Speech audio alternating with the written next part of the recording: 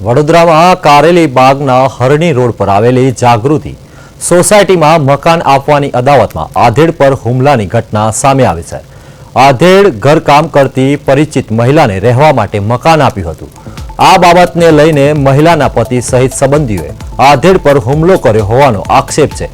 5 શખ્સોએ લાકડાના દંડા અને ગરદાપાટુથી માર મારતા આધેડને માથા અને હાથના ભાગે ગંભીર ઈજાઓ પહોંચી હતી। इजाग्रस्त ने प्रथम एसएसजी हॉस्पिटल और त्यारबाद खानगी हॉस्पिटल आईसीयू में सारवार माटे खसेड़ाया था। समग्र मारामारी घटना सीसीटीवी में कैद थई है। पोलीसे फूटेज आधारे तपास हाथ धरी है। आधेड़ पूनम माछी और राज माछी, परेश माछी, किरण माछी और रितेश माछी सामे फरियाद नोंधावी है। हमारी साथे वडोदराथी अमारा संवाददाता तुषार पटेल जोड़ाया है। कारेली बाग में आधेड़ ने मार मारवानी घटना ने लईने पोलीस फरियाद नोंधवामां आवी छे, तेने लईने शुं कहेशो? ચોક્કસથી સતીશ, જે રીતે આ સમગ્ર ઘટના સામે આવી છે, મકાન જે છે મકાન ભાડે આપવાની બાબતને લઈને ચિંતન હુમલો કરવામાં આવ્યો હતો। કારેલી બાગની આ ઘટના છે જેનો ગુનો જે છે કારેલી બાગ પોલીસ મથકે નોંધાયો છે। ત્યારે સમગ્ર ઘટનાની વાત કરીએ તો એક મહિલા છે કે જે ઘરકામ કરતી હતી અને ઘરકામ કરતી મહિલાને એક વ્યક્તિએ પોતાનું મકાન ભાડે આપ્યું હતું। ત્યારે એ મહિલાના પતિ અને તેના સાગરીતો દ્વારા આ જે મકાન ભાડે આપનાર વ્યક્તિ છે એ વ્યક્તિને માર આપવામાં આવ્યો હતો અને તેના ઘરે કામ કરતી પરિચિત મહિલાને શા માટે મકાન ભાડે આપ્યું તેવા જ નજીવા કારણસર લાકડાના દંડા તેમજ ગરદાપાટુનો માર મારવામાં આવ્યો હતો।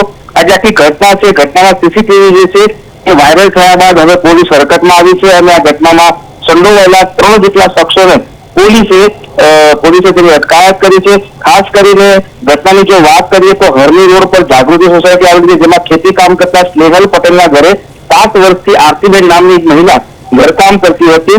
આરતીબેનને તેના પતિ સાથે કૌટુંબિક કારણોસર છૂટાછેડાનો કેસ ચાલતો હોવાથી તેઓ પોતે પિયરમાં રહેતા હતા અને તેઓએ આજે સ્નેહલભાઈ છે તેમની મદદથી એક મકાન ભાડે લીધું હતું। જ્યારે આરતીના પતિને આ વિશે ખબર પડી ત્યારે તે તેના પોતાના 3 થી 4 જેટલા સાગરીતો સાથે મકાન પર પહોંચ્યા હતા અને આરતીના જે મકાન માલિક છે એ મકાન માલિકને ગરદાપાટુ દંડાનો માર માર્યો હતો। આ તમામ ઘટનાની અંદર જે ઈજાગ્રસ્ત થયેલા લોકો છે તેઓને સારવાર માટે એક તબક્કે હોસ્પિટલમાં પણ ખસેડવામાં આવ્યા હતા।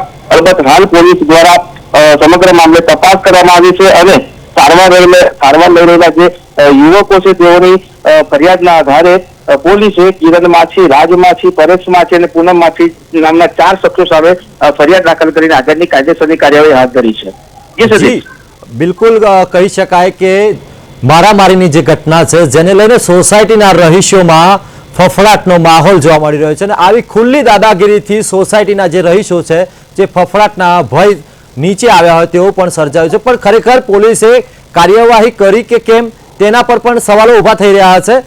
જી સતીશ, કેમ કે એ છેલ્લા કેટલાય સમયથી વડોદરા શહેરની અંદર જાણે કાયદો અને વ્યવસ્થા છે એ ઢોળાયું એમ લાગે છે।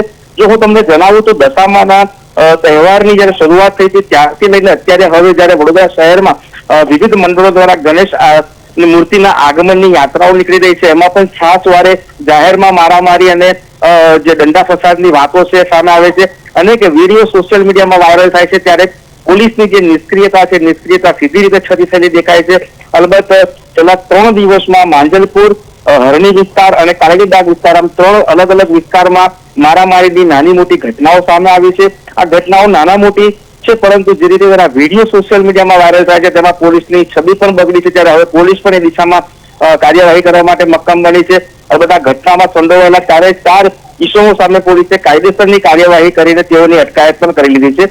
જોવાનું રહેશે કે લોકોમાં કાયદાનો ડર બની રહે તે માટે પોલીસે હજી વધારે સઘન પ્રયત્નો હાથ ધરવા પડશે। ચોક્કસથી જે રીતે તમે સમગ્ર માહિતી આપી તે બદલ આપનો આભાર।